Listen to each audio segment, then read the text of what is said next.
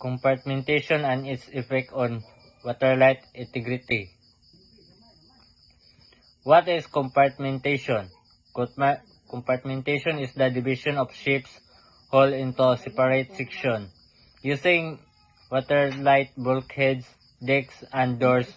Each compartment is designed to be isolated from others so that if one is flooded, the ship of water is limited.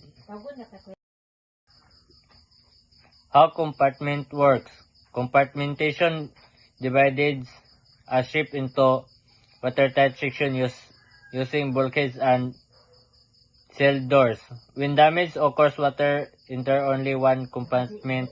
This prevents flooding from spreading to other areas, helping maintain stability and buoyancy as a result the ship.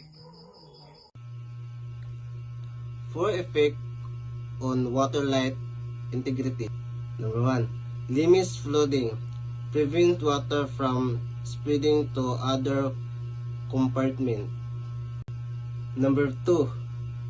Maintenance stability. Reduce the tilting or imbalance of the ship. Improve buoyancy.